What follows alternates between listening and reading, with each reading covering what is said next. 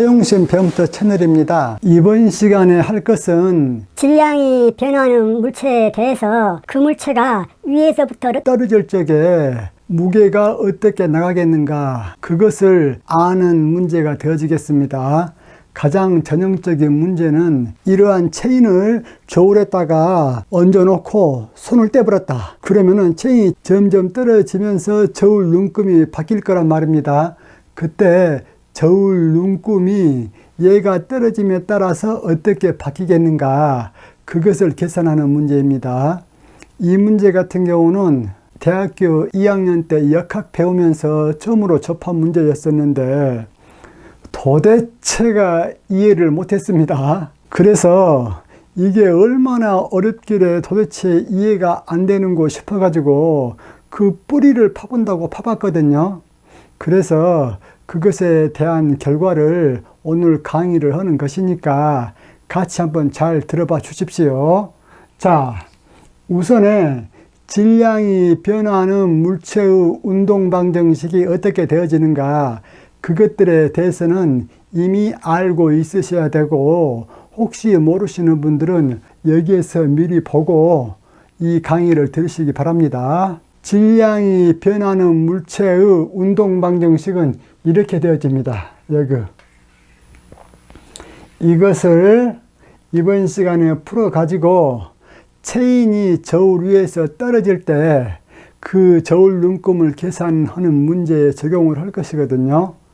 먼저 길이 L인 체인을 저울면으로부터 높이가 h인 곳에서 자유낙하시킬 때 저울의 눈금을 낙하거리 s 함수로 구하여라. 그리고 낙하시간 t의 함수로 구하여라. 단 체인 질량은 m0라고 했죠. 자, 이때 저울면으로부터 높이 h가 바로 체인 길이하고 똑같거든요. 그 상태에서 체인을 딱 놓았을 때에 저울 눈금이 어떻게 되어지겠는가? 그렇다면은 그 체인이 떨어지면서 저울에 가한 외력을 구한다면은 그것이 저울 눈금이 되지 않겠는가? 라고 생각하실 수도 있어. 가장 먼저 이렇게 생각을 하는 것이 보편적인데, 그러나 F는 이코로 MA를 조금 더 공부를 해보시는 분들은 어떤 생각을 하게 되어지냐면은, F는 이코로 MA에서 질량 M인 물체에 작용하는 외력이 무엇인가를 봐가지고 그 외력 속에 저울 눈금이 나타나게끔 하는 요소가 있는가, 그것을 먼저 파악을 해서 운동 방정식을 세웁니다. 좋은 예로 여러분들, 저울이란 것이 뭐예요? 저울이라는 것이 결국은 스프링 위에다가 판때기 하나 놔가지고 그 판때기에다가 물건을 얹어 놓았을 때 스프링하고 그 물건하고 균형을 이루었을 때 스프링은 눈금을 읽는 것이 저울이잖아요. 그래서 지금부터 잘 한번 살펴보도록 합시다. 자, 저울이 있습니다. 이 저울 위에 판이 있습니다. 그래가지고 체인이 위에서 떨어집니다. 그 체인의 길이는 L이라고 해서 체인이 어느 정도 떨어지다 보면 밑에 이렇게 쌓이겠지요. 쌓여감에 따라서 점점 저울 눈금이 증가하게 되어지겠죠. 그럴 적에 체인이 여기에서부터 여기까지 서서히 맨 끄트머리가 떨어지는 도중에 이 저울 눈금이 어떻게 되어지겠는가 계산해 보자 이거야. 여기서 여러분들 가정을 할 게 하나 있어요. 보통 책에서는 이런 가정을 설명해 주지 않고 막 넘어갔는데, 저 같은 경우는 이 문제를 자세히 한번 팔려다 보니까 그 가정을 먼저 얘기를 해줘야 독자들이 덜 헷갈리겠더라. 그래서 그 가정을 얘기를 해줍니다. 여기에 있는 체인이 이 저울에 떨어지잖아요. 떨어질 적에 지금 이쪽에는 제가 좀 쌓여져 있는 걸로 그림을 그려 놓았는데, 실질적으로는 어떠한 경우를 가정을 하냐면은 체인이 이곳에 떨어지자마자 옆으로 촥 퍼진 걸로 가정을 하거든요. 즉 체인이 이렇게 쌓이지 않고 그대로 옆으로 팍 퍼진다고 가정을 한다 그 말이야. 그래서 이 체인 맨 끝머리가 마지막으로 저울 위에 딱 떨어졌을 때 체인 맨 끝머리의 좌표가 제로가 되어집니다. 지금 현재 좌표는 저울 위의 이쪽을 기준으로 해서 위로 Y축 좌표를 잡아 놓았거든요. 그렇기 때문에 저울 표면은 Y좌표가 제로요. 즉 말해서 이 체인의 맨 끝머리가 딱 떨어졌을 때 체인 끝머리의 Y좌표는 무엇이라고? 제로다 그 말이에요. 즉 체인은 떨어지자마자 이렇게 쌓이는 것이 아니고 옆으로 팍 퍼져버려 가지고 체인이 쌓인 이 높이는 근사적으로 제로다라고 가정해서 문제를 푸는 거예요. 저 같은 경우는 왜 이 얘기를 하냐면은 저는 체인이 이렇게 쌓이다 보면은 얘가 밑에서는 폭이 얼마고 그 위에서는 폭이 얼마고 이것들을 다 알아야 계산할 수 있지 않냐라고 생각하다 보니까 도대체 문제에 손을 못 대죠. 그런데 가정 제가 방금 얘기했죠. 체인은 떨어지자마자 이 밑에서 이렇게 쌓인 것이 아니고 옆으로 팍 퍼져가지고 체인이 쌓여져 있는 이 높이는 근사적으로 뭘로 본다? 제로로 본다 그 말이야. 그래서 엄밀하게 말하면 이제 이런 형태가 되어지겠죠. 체인이 떨어지고 있다면은 이런 형태가 되어져가지고 점점 떨어져도 이 높이는 쌓인다 안 쌓인다? 안 쌓이고 다 옆으로 착 퍼져가지고 근사적으로 이 표면으로부터 체인이 쌓인 높이는 뭘로 본다? 제로로 본다 그 말이야. 그래요. 이럴 적에 이것이 지금 질량이 변하는 물체의 운동 방정식이잖아요. 아까 이것도 물론 똑같고. 그런데 여기에서 여러분들 바로 앞 시간들에서도 했지만은 이 좌변에 있는 이 V는 질량 M인 물체의 속도요.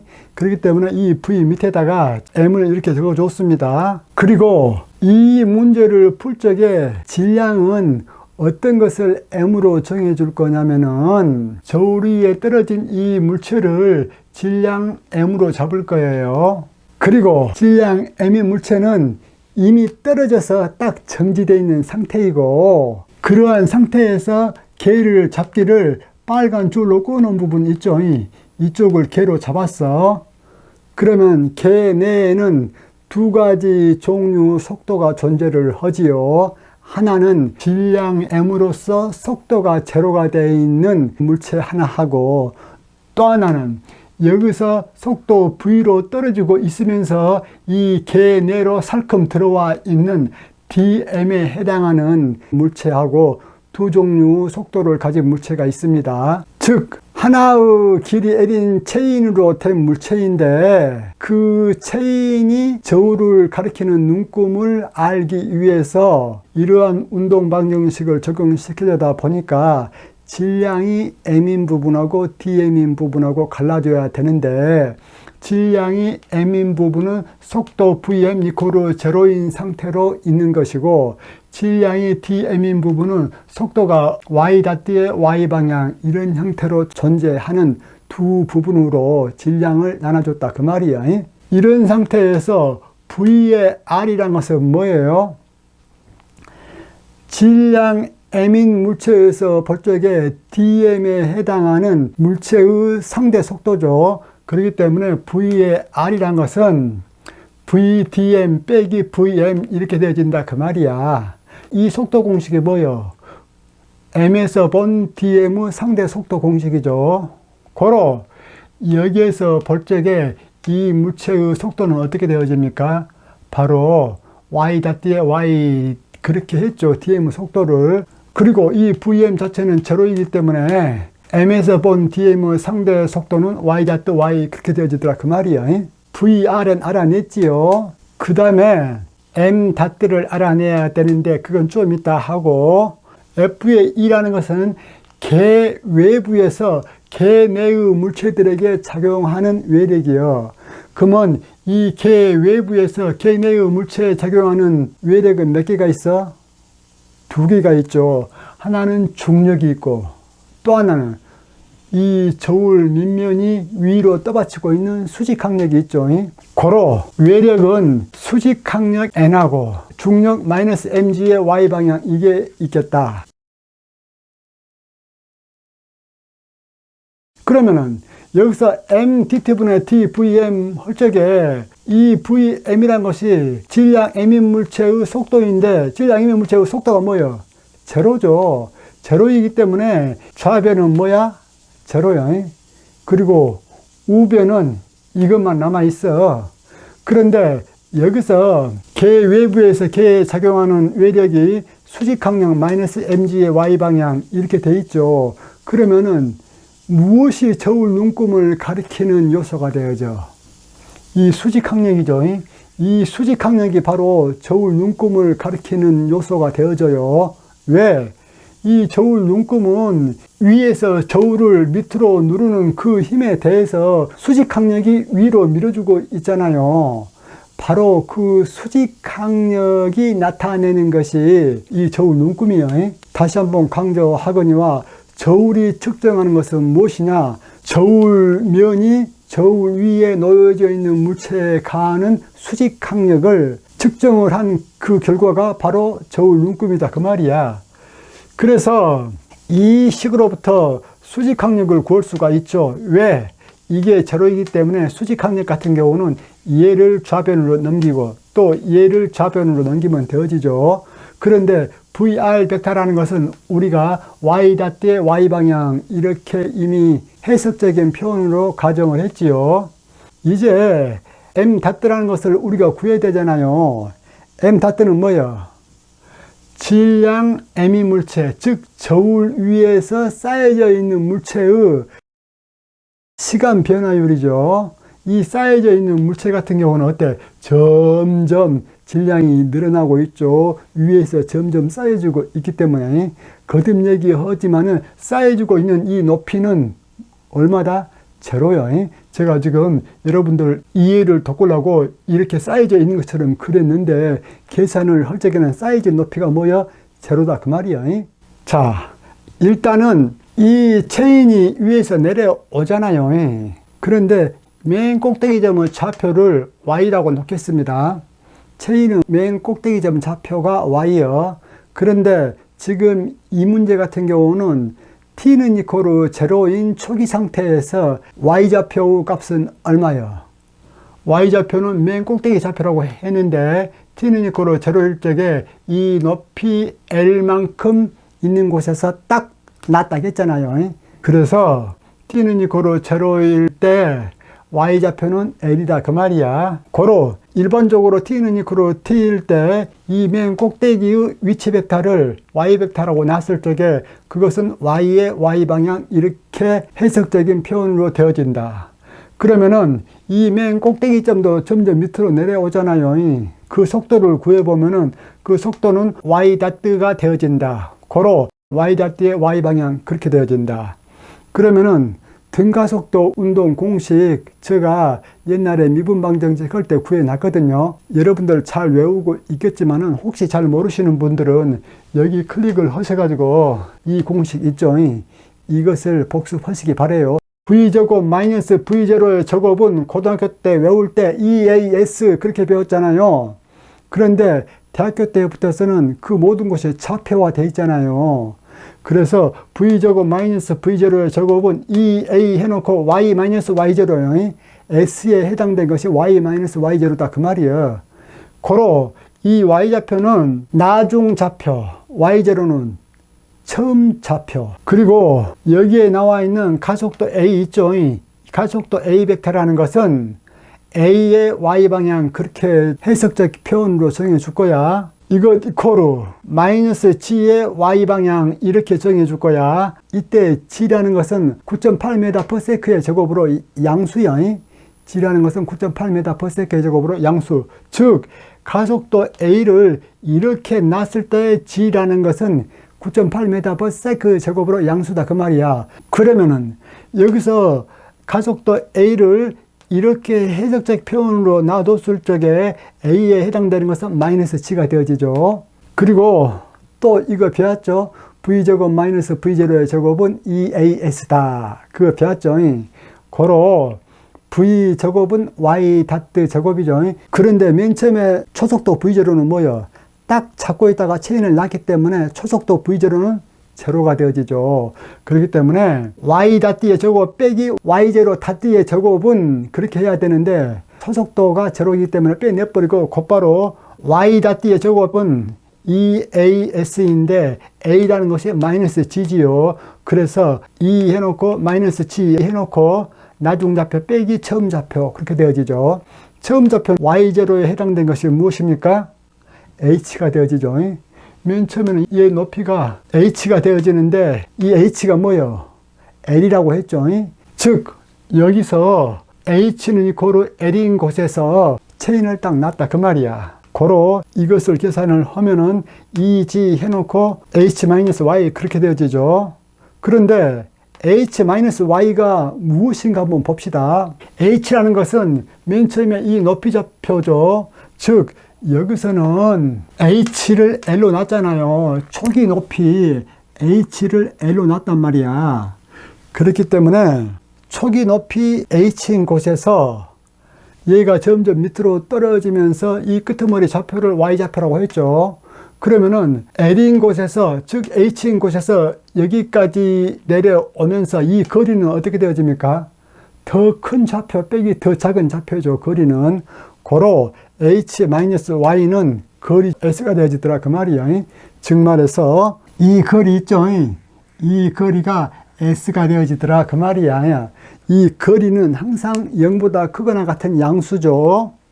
이걸 바탕으로 해서 이제 문제를 풀어보도록 합시다.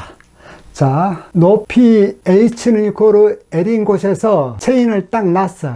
얘가 S만큼 낙하를 해서 지금 이 상태가 되어졌어. 그러면은 체인의 길이 L이란 것은 낙하 거리 플러스 Y좌표 그렇게 되어지죠. 보세요. 여기서부터 여기까지가 체인의 거리 L인데 S만큼 낙하를 했어. 그런데 맨 꼭대기 좌표가 Y야.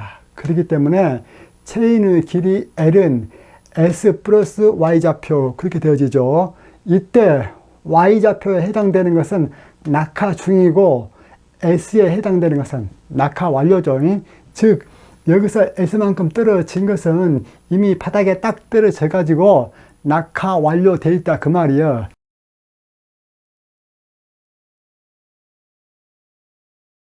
우리가 체인의 선밀도를 람다라고 하겠습니다. 고로 이식 양변에다가 람다를 곱해주면은 람다 L은 람다 S 플러스 람다 Y 그렇게 되어지죠. 그런데 람다 L이란 것은 체인 전체의 질량이 되어지겠죠.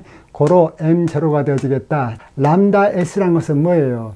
이미 저울 위에 떨어져 정지해 있는 그 질량이 되어지죠. 고로 람다 S를 M으로 놓겠다. 그리고 람다 Y는 이 높이에 해당하는 체인의 질량이잖아요. 그렇기 때문에 그것의 질량은 MY로 놓겠다. 즉 높이 Y에 해당되는 그 체인의 질량을 MY라고 놓겠다. 그러면은 이식 양변을 T로 미분하면 어떻게 되어집니까? 좌변은 M0, 상수기 때문에 제로. 고로 이것을 미분하면 M 다트. 이것을 미분을 하면 어떻게 되어집니까? 람다 Y 다트 그렇게 되어지죠. 그래서 M 다트 플러스 람다 Y 다트는 제로. 이 식으로부터 M 다트란 것은 마이너스 람다 Y 다트 그렇게 되어지죠. 이제 질량이 변화하는 개의 운동 방정식이 이것이 되어지기 때문에 이 식을 지금부터 풀어보도록 하겠습니다. 일단 좌변은 뭐예요? 제로라고 했죠. 왜? 이 V라는 것은 이미 저울 위에 떨어진 물체의 속도이기 때문에 저울 위에 떨어진 거 물체의 속도는 뭐예요? 제로. 고로 좌변은 제로이고, 그 다음에 개 외부에서 개 내에 작용하는 외력 있죠. 이것은 무엇이 있습니까? 지금 개가 뭐예요? 이미 떨어져 있는 질량 플러스 위에서 떨어지고 있는 DM에 해당하는 질량인데 이 DM은 매우 작기 때문에 중력의 영향을 배제해버려도 상관없습니다. 고로 이 개 내부 물체가 받고 있는 M과 DM의 외력은 수직 강력하고 중력이 있는데 중력은 이미 떨어진 질량 m에 해당되는 그 부분에만 작용을 하고 dm에 해당된 것은 버린다고 했어요. 그리고 m 닷트란 것은 방금 마이너스 람다 y 닷트라고 배웠죠. 고로 이걸 그대로 다시 적어주면은 n-mg의 y방향 그대로 적어주고 플러스 m 닷트는 뭐야? 마이너스 람다 y 닷트 그대로 적어주고 그 다음에 vr은 뭐야? 아까 여기서 했잖아요. vr이란 것은 y 닷트의 y방향이 고로 y 닷트의 y방향 적어주고 이거 디코로 뭐? 제로. 왜? 이게 제로니까. 이 식을 수직항력으로 정리하게 되어지면은 mg의 y방향 플러스 람다 y 닷트의 제곱의 y방향 그렇게 되어지죠. 고로 이 m이라는 것은 람다 s 그렇게 되어지죠. 그래서 람다 s의 g의 y방향 플러스 람다 해놓고 y 닷트의 제곱이 뭐예요? 방금 여기서 했죠. y 닷트의 제곱은 EGS 그렇게 되어진다고. 고로 y 닷트의 제곱은 EGS 그대로 대입을 했어요. 그러면 이게 어떻게 되어집니까? 3 람다 SG의 y방향 그렇게 되어지죠. 고로 이것은 람다 S가 무엇입니까? 이미 떨어져서 저울 위에 정지해 있는 질량이라고 했어. 그래서 3mg의 y방향 그렇게 되어지죠. 고로 체인을 저울 위에다가 딱 밑바닥에 닿게끔 놓은 다음에 손을 딱 놔버렸어. 그러면 체인이 점점 밑으로 떨어질 거 아닙니까? 그 떨어지는 그 순간에 저울 눈금이 가리킨 것은 이미 떨어져 있는 물체 무게의 몇 배? 3배다 그 말이야. 보세요. 이미 떨어져 있는 물체는 질량 m이라고 했잖아요. 그것에 해당되는 중력은 mg죠. 그런데 떨어지고 있는 그 효과까지 다 감안해 주니까 최종적으로 저울 눈금이 3mg를 가리키잖아요. 그래서 떨어져 있는 물체의 3배의 힘을 밑으로 가하더라 그 말이야. 이렇게 해서 우리가 낙하거리 S 함수로 구해봤지요. 지금 이게 낙하거리 S 함수로 구한 저울 눈금이 되어지겠습니다. 이번에는 낙하시간 T의 함수로 저울 눈금을 구해보라고 했잖아요. 그러면 이 S를 시간 T로만 바꿔주면 되죠. 그러면 S는 자유낙하 하기 때문에 2분의 1 GT의 제곱이잖아요. 고로 여기 S 대신에 2분의 1 GT의 제곱만 넣어주면은 낙하 시간 T의 함수로 저울 눈금이 가리킨 것을 계산할 수 있다. 고로 답은 3람다 해놓고 S 대신에 2분의 1 GT의 제곱 해놓고 G의 Y방향. 지금 계산을 한 것은 이 저울 위에 바닥을 딱 닿게 하고 난 다음에 손을 딱 놨을 때 저울 눈금이 어떻게 가리킬 것인가 그것을 계산했는데 이제 계산하고 싶은 것은 무엇이냐? 이 체인은 밑바닥에 꼭 저울에 달아나는 보장은 없잖아요. 그래가지고 체인은 밑바닥을 저울로부터 좀 떨어뜨려 놨어.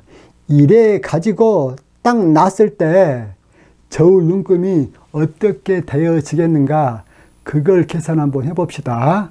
즉 말해서 아까는 체인 길이에 해당하는 L 위치에 이 체인은 꼭대기 눈금이 오게 해서 떨어뜨렸는데 이번에는 어때? 더 높은 데에다가 체인을 달아놓고 떨어뜨렸다 그 말이야. 그럴 적에 이 저울 눈금이 어떻게 되어지겠는가? 이것도 여기까지는 다 똑같습니다. 그런데 이걸 한번 봅시다. Y좌표가 체인 꼭대기의 좌표라고 해서 떨어지고 있을 때 그때 Y좌표가 L보다 작다고 합시다. 즉 체인 길이보다 작다라고 합시다. 그러면은 이미 이 체인 밑바닥은 저울 위에 즉 말해서 Y가 L보다 더 적다라는 얘기는 체인이 저울 위에 쌓여지기 시작하고 있다 그 말이에요. 이러한 조건 하에서 체인의 길이 L을 두 부분으로 갈라줄 수가 있죠. Li 플러스 Y 이렇게 해 놓았는데 Li란 것은 이 시스템 안으로 이미 들어온 길이 플러스 시스템 안으로 덜 들어온 이 길이는 바로 Y좌표가 되어지죠. 즉 Y좌표는 양수야. 고로 L이란 것은 Li 플러스 Y 이렇게 적어줄 수가 있다. 이 식의 양변에 선밀도 람다를 곱해주면 이렇게 되어진다. 그러면 람다 L 이것은 체인 전체의 질량 m제로가 되어지고 람다 Li는 이미 저울 위에 떨어져 가지고 정지해 있는 바로 그 질량 m이 될 것이고 아직도 떨어지지 않고 저울 위 공중에 떠 있는 람다 y에 해당하는 질량이 있지요. 이 식의 양변을 미분하게 되어지면은 이쪽은 m0 다트 이것은 제로가 되어지죠. 이것은 제로가 되어지고 그 다음에 이것은 m 다트 그렇게 되어지고 이것은 람다 y 다트 그렇게 되어지죠. 고로 m 다트는 마이너스 람다 y 다트 그렇게 되어지죠. 아까 여기하고 똑같죠. 어떤 상황에서 계산하고 있으니까 y가 l보다 작은 상황에서 계산하고 있으니까 이때 이 저울 눈금을 알기 위하여 질량이 변하는 운동방정식에 적용하겠다. F의 E라는 것은 아까와 똑같이 수직항력과 이미 떨어져 저울 위에 있는 물체에 작용하는 중력이 되어지겠죠. M 다트 이것은 방금 계산했다시피 마이너스 람다 Y 다트야. 그리고 VR이라는 것은 여전히 똑같죠. VR이라는 것은 Y 다트의 Y 방향이야. 다만 아까 여기에 비해서 이 Y 다트가 어때? 더 크겠죠? 더 높은 데서 떨어지니까 밑에 쭉 내려올 적에 속도가 더 빠를 거 아닙니까? 여전히 이것 같은 경우는 저울 위에 떨어져 있는 것은 속도가 제로이기 때문에 제로. 고로 이 식을 수직항력 n에 대해서 정리를 하면은 이렇게 되어지죠. 아까 여기하고 거의 똑같죠. 다만 이때는 이 m에 해당되는 것이 뭐예요? 람다 li 그렇게 되어지죠. 그리고 g 해놓고 y 이렇게 되어지고 그 다음에 람다 해놓고 y 다트의 제곱이 아까 여기서 했던 것처럼 2gs 그렇게 되어지더라. 다만 이 경우에는 s가 더 높은 데에서 떨어졌기 때문에 s가 여기보다는 똑같은 y좌표에 대해서 더 크겠지요. 이렇게 해서 다 구해냈습니다.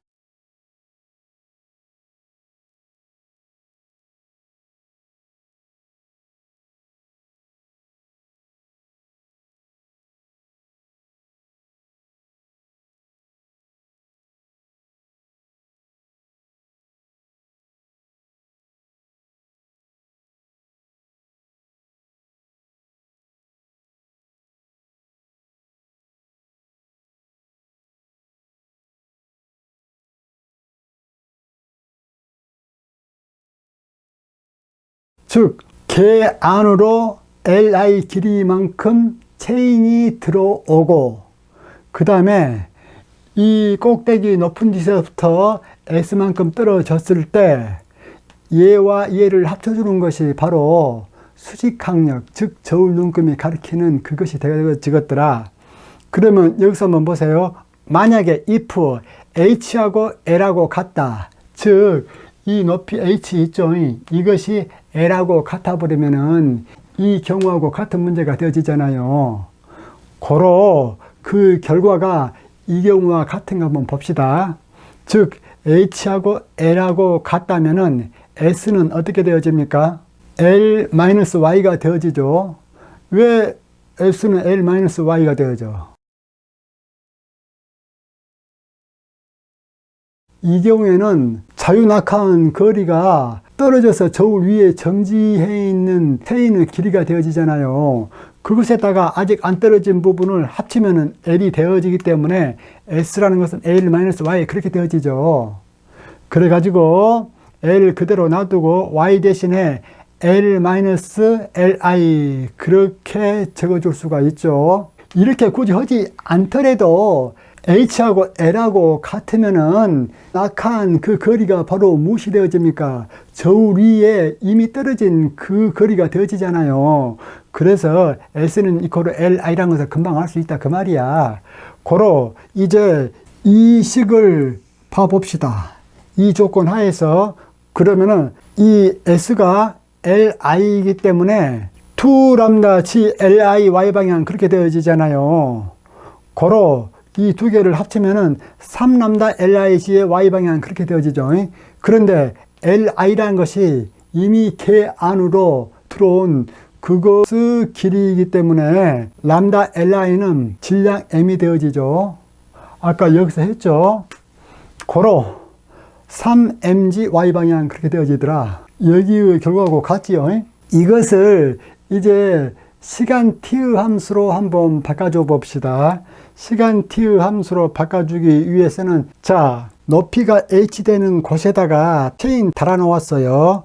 그런데 체인 길이 L보다 이 높이 h가 더 크기 때문에 여기에다가 체인을 달아 놓으면은 이렇게 매달려 있겠죠. 이 밑바닥은 물론 저울이고, 그래가지고 이 체인이 저울 위에 li만큼 들어오게 됐어. 그러면은 체인의 이쪽 y좌표는 어떻게 되어지겠습니까? l-li 그렇게 되어지겠죠. 다시 한번 여기에다가 대롱대롱 걸어놓은 체인이 딱 떨어뜨려 나가지고 얘가 저울 위에 li만큼 쌓이게 되어졌다. 이때 저울에 아직 떨어지지 않는 이 부분 높이 있죠. 즉 이 부분 y좌표는 l-li가 되어진다 그 말이야. 그러면은 얘가 이 저울 위에 li만큼 떨어져 있을 때 총 떨어진 거리를 한번 봐볼까요? 이쪽 좌표가 h고 이쪽 좌표가 l-li이기 때문에 이 거리 s는 h- 해서 이걸 빼주면 되죠. 이걸 빼주면은 h-l 플러스 li 그렇게 되어지죠. 고로 s는 h-l 플러스 li에서 li로 정리해주면 이렇게 되어지죠. 왜 li로 이렇게 정리를 해줘야 됩니까? 그래야 li만큼 저울 위로 떨어졌을 때 저울 눈금을 알 수 있을 거 아닙니까? 그래서 li를 구한 거예요. li라는 것은 s 플러스 l 마이너스 h가 되어지는데 그 떨어진 거리 s를 시간 t로 고쳐줘야 되겠지요. s만큼 떨어지는 데는 2분의 1 gt의 제곱 그렇게 되어지고 l 마이너스 h 그대로 적어줬습니다. 고로 시간 t에 따른 저울 눈금은 시간 t에 따른 수직항력을 구한 것이 되어지죠. 그 수직항력은 어떻게 되어집니까? 방금 이렇게 되어졌죠. 이것을 시간 t의 함수로 바꿔주기 위해서 자, 람다 적어놓고 여기 li에 해당되는 것이 방금 이것이었죠. 이거 적어놓고 그 다음에 gy 방향 적어놓고 플러스 2 람다 gs잖아요. 2 람다 gs 그렇게 되어지죠. 고로 이것을 계산을 하면은 3 람다 gs의 y방향 마이너스 h-l 람다 g의 y방향 그렇게 되어집니다. 그렇게 되어지는데 단 이것을 시간 t의 함수로 고쳐라고 했기 때문에 s 대신에 2분의 1 gt의 제곱을 넣어줘야 되죠. 그런데 조건이 또 있어. 시간 t를 아무 것이나 넣어줘서는 안 되고 어떤 조건을 갖춰줘야 되겠습니까? 얘가 높이 h인 곳에서 떨어져 가지고 맨 밑바닥이 바닥에 닿는 그 순간부터 맨 위의 것이 바닥에 딱 떨어지는 그 순간에서만 이 수직항력의 시간 t에 대한 함수가 바로 작동을 하죠. 고로 이때 시간 t라는 것은 h만큼 떨어지는데 걸리는 그 시간보다는 작아야 되고, 그 다음에 맨 밑바닥이 이 바닥에 딱 닿았을 때 이 거리 있죠. 이 거리가 어떻게 되어집니까? h-l 그렇게 되어지죠. 즉 h-l만큼 떨어지는 그 시간보다는 더 커야 되고 맨 위의 것이 바닥에 딱 닿는 그 시간보다는 작아야 되고, 그 시간 동안에 수직항력의 시간 함수가 이렇게 되어지더라 그 말이에요. 강의를 잘 들으셨다면 좋아요, 구독 클릭해 주시면 제가 기분이 좋겠지요. 이상입니다.